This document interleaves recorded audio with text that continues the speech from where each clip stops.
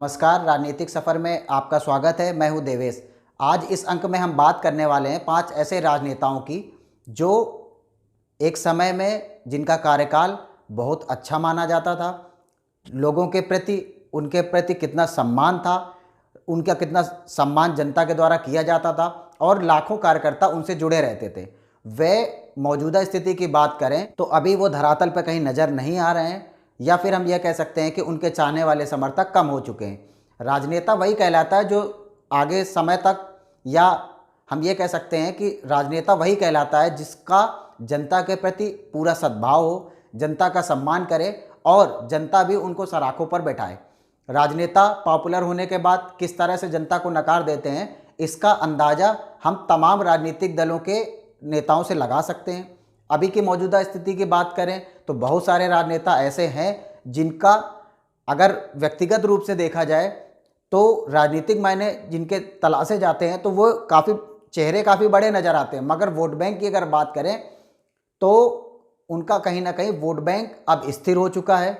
उन राजनेताओं को कोई पूछ नहीं रहा है, चाहे वह कितनी भी रैलियां कर लें या फिर तमाम तरह के प्रोग्राम्स कर लें। इस कड़ी में जो पहला नाम है वो मध्य प्रदेश के पूर्व मुख्यमंत्री दिग्विजय सिंह का है। दिग्विजय सिंह 2 बार एमपी जैसे राज्य के बड़े स्टेट्स के मुख्यमंत्री रहे, और यही नहीं, आप अंदाज़ा लगा सकते हैं कि 10 साल मुख्यमंत्री रहना यह बड़ी बात है।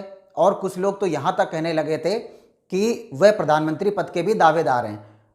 एमपी में दिग्विजय सिंह की भूमिका चुनावों में अहम है, उनका वोट बैंक भी काफ़ी ज़्यादा है, उनके लोग चाहने वाले भी हैं। मगर अभी की मौजूदा स्थिति की बात करें तो पिछले कार्यकाल के अनुसार उतनी लोकप्रियता दिग्विजय सिंह की नहीं बची है जितनी पहले हुआ करती थी। 2003 में मध्य प्रदेश में बिजली, पानी और सड़क की व्यवस्था इतनी खराब हो गई क्योंकि दिग्विजय सिंह जी उस समय मुख्यमंत्री थे और भारतीय जनता पार्टी ने इसको पूरी तरह से लपक सा लिया था, और इस तरह से इन्होंने विरोध प्रदर्शन शुरू किया कि इनका राजनीतिक अगर दृष्टिकोण से बात करें तो दिग्विजय सिंह का काफ़ी नुकसान हुआ, उसके अलावा कांग्रेस पार्टी का भी नुकसान हुआ।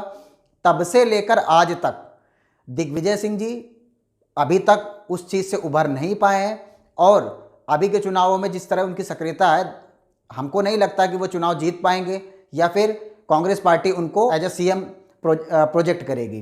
कहा यह भी जा रहा है कि दिग्विजय सिंह अभी पूरी तरह से मेहनत तो कर रहे हैं, मगर ज़मीनी स्तर पर उनको वोट बैंक या फिर हम ये कह सकते हैं कि जनता का समर्थन मिलता नज़र नहीं आ रहा है। 2019 के लोकसभा चुनावों में पूरे जो मीडिया कवरेज, जो लेफ्ट मीडिया थी, उसका पूरा का पूरा फोकस भोपाल के चुनावों में था। दिग्विजय सिंह वहाँ से चुनाव लड़ रहे थे, उनको लग रहा था कि अगर दिग्विजय सिंह चुनाव जीतते हैं तो ये नरेंद्र मोदी सरकार की हार होगी।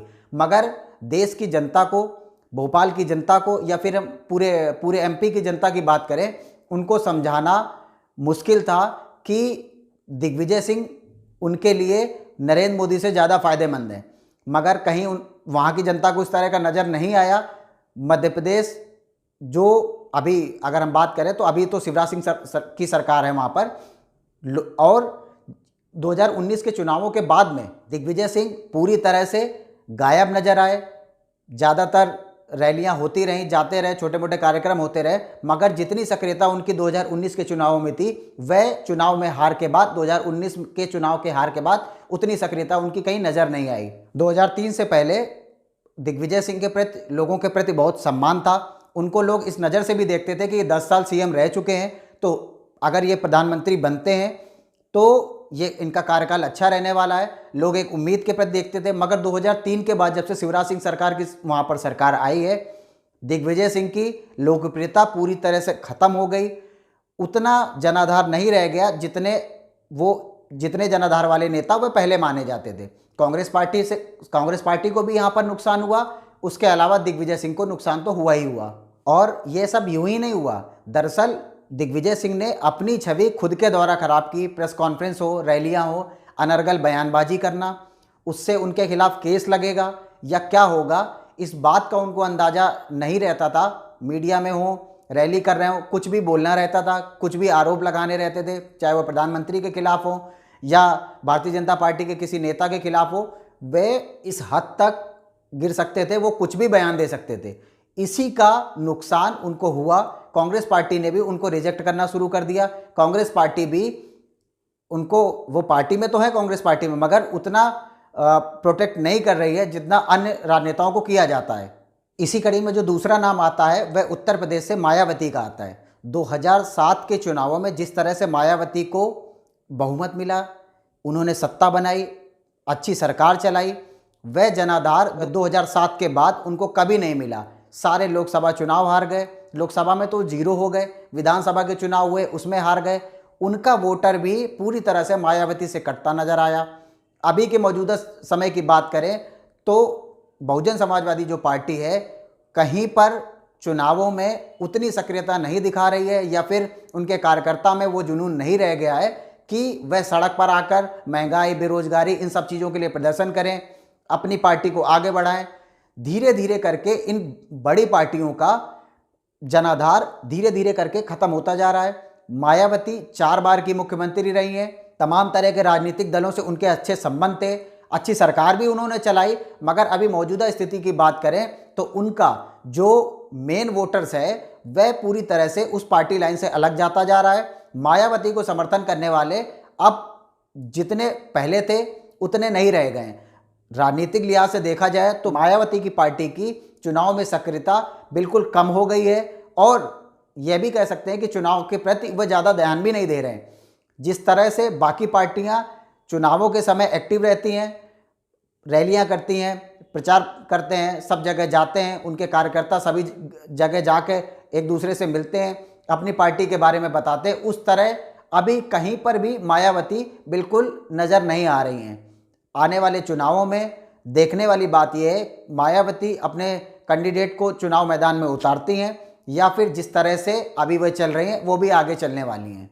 तो कहने की बात यह है कि जिस तरह से पार्टी को बनाने के लिए कार्यकर्ता, उसके अलावा पार्टी का जो मुखिया रहता है, जिस तरह से मेहनत करता है, अगर वह वोटरों के प्रति सम्मान नहीं रखेगा, वोटरों की बात नहीं मानेगा, वोटरों के प्रति काम नहीं करेगा, तो किस तरह नागरिक या फिर वोटर्स पार्टियों को रिजेक्ट करते हैं, उसका जीता जागता उदाहरण हम अभी देख सकते हैं। इन दोनों राजनेताओं के बारे में बात करें तो इन दोनों राजनेताओं के साथ यही हो रहा है कि इनके कार्यकर्ता उतना अभी इनको सपोर्ट नहीं कर रहे हैं जितना सपोर्ट इनको पहले था।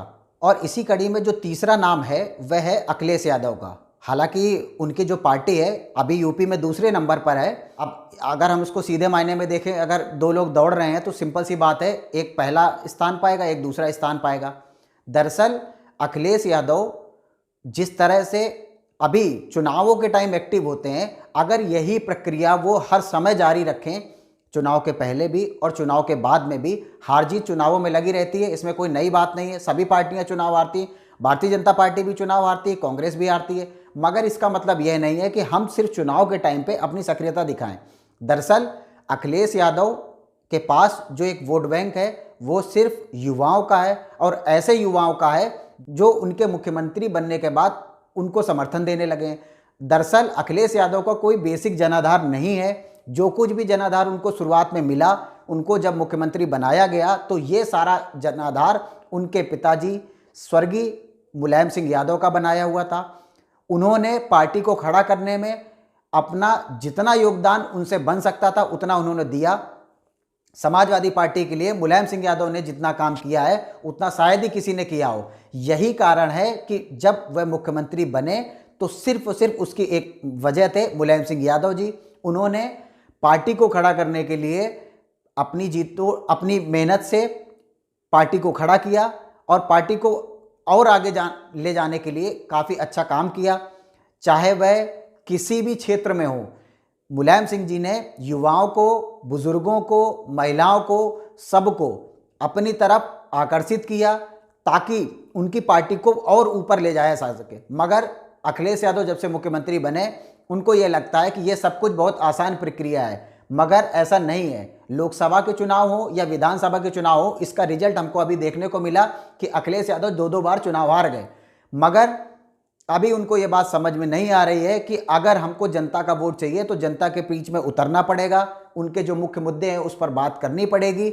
और यही नहीं, महंगाई, बेरोजगारी, जो तमाम तरह के मुद्दे हैं उनके लिए सड़कों पर उतरकर लोगों का समर्थन करना पड़ेगा, उनके साथ खड़ा होना पड़ेगा, तब जाके वह अपनी पार्टी को आगे खड़ा कर सकते हैं। अन्यथा जिस तरह से अगर एक केबिन में बैठ के चुनाव लड़ा जाएगा तो राजनीतिक दल अब ऊपर उठने वाले नहीं हैं। इस तरह धीरे धीरे वह करके वह जनता के मन से उतरते जाएंगे, जनता उनको रिजेक्ट करना शुरू कर देगी और चुनावों के समय उसका परिणाम भी देखने को मिल सकता है।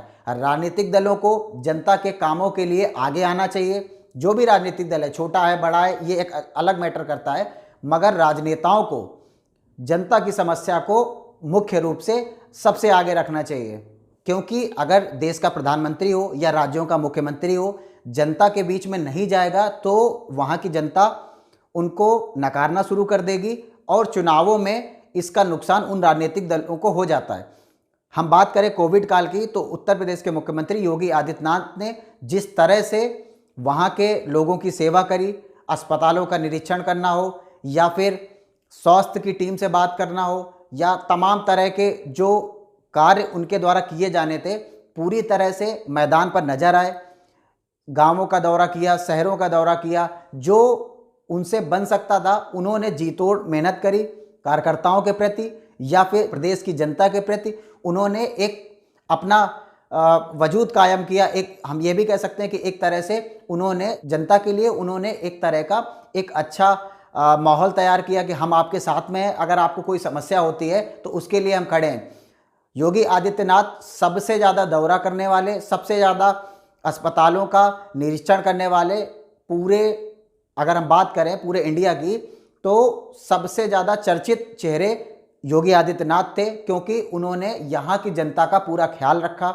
किसी को भी किसी तरह का परेशानी ना हो, उसके लिए उन्होंने तमाम तरह के अपने द्वारा प्रयास किए और यही कारण है कि उनको चुनावों में दोबारा जीत मिली। और अभी की मौजूदा स्थिति की बात करें तो योगी आदित्यनाथ अभी के समय में सबसे ज़्यादा पॉपुलर राजनेता हैं या फिर पॉपुलर मुख्यमंत्री में से एक हैं। इसी कड़ी में हम अगर चौथे राजनेता की बात करें तो अभी वर्तमान में जो मुख्यमंत्री हैं बिहार के नीतीश कुमार जी, उनकी बात कर रहे हैं। 2005 में जब ये सत्ता में आए तो वहाँ के युवाओं में एक तरह का नया क्रेज़ था। वे ये समझ चुके थे कि अब एक ऐसा राजनेता आया है जो वहाँ के लिए काम करेगा, वहाँ के प्रगति के लिए काम करेगा, रोजगार लाएगा, तमाम तरह के ऐसे अवसर लाएंगे जो वहाँ के युवाओं को, बुजुर्गों को, महिलाओं को सम्मान देंगे, उनके लिए रोजगार के नए आवाम पैदा करेंगे। मगर जिस तरह से धीरे धीरे करके उनकी लोकप्रियता कम होती जा रही है, वह बिहार के लिए अगर हम बात करें तो बिहार से ज़्यादा नीतीश कुमार के लिए चिंता का सबब बनती नज़र आ रही है। 2024 में जब लोकसभा के चुनाव होंगे, इसका हमको बेसब्री से इंतज़ार रहेगा कि नीतीश कुमार बिहार में कितने प्रभावी हैं या फिर उनकी जो प्रेजेंस है वह धीरे धीरे कितनी कम होती जा रही है। अभी मौजूदा सर्वे की भी हम बात कर सकते हैं तो नीतीश कुमार की लोकप्रियता वोटरों के माध्यम से कम होती चली जा रही है। मतलब लोगों का जो रुझान है उनके प्रति धीरे धीरे कम हो रहा है, क्योंकि जिस तरह से नीतीश कुमार तमाम तरह के राजनीतिक दलों में शामिल हो जाते हैं, कभी किसी के साथ सत्ता में चले जाते हैं, कभी किसी के साथ सत्ता में चले जाते हैं, इससे वहाँ की जनता के प्रति धीरे धीरे वे विश्वास खो रहे हैं। विश्वास कायम करने में उनको काफ़ी समय लगा, मगर अभी जिस तरह वह अपना दल बदल रहे हैं, किसी भी दल के साथ शामिल हो रहे हैं, यह उनके लिए आने वाले चुनावों में काफ़ी नुकसान पहुंचा सकता है और उसके अलावा उनके एक बार फिर से मुख्यमंत्री बनने में कहीं ना कहीं उनके लिए बाधा बन सकता है। इसी कड़ी में जो पांचवा नाम है वह है सोनिया गांधी का। सोनिया गांधी की भी जिस तरह से लोकप्रियता धीरे धीरे कम हो रही है, वह तमाम चुनावों के माध्यम से हम देख चुके हैं, कई चुनावों में उनको हार मिल चुकी है। सोनिया गांधी प्रधानमंत्री पद की दावेदार थीं। इवन ये भी कह सकते हैं उनकी पार्टी चुनाव जीती ही इस मुद्दे पे थी कि सोनिया गांधी को प्रधानमंत्री बनाया जाएगा, मगर किन्हीं कारणों की वजह से मनमोहन सिंह को प्रधानमंत्री बनाया गया। 10 साल तक वे प्रधानमंत्री रहे। सोनिया गांधी की लोकप्रियता जिस तेजी के साथ गिरी है, उसका हम इस बात से अंदाज़ा लगा सकते हैं कि तमाम तरह के राज्यों में उनकी चुनावों में हार हुई और अब उनको पार्टी को वापस खड़ा करने में काफ़ी समस्याओं का सामना करना पड़ रहा है।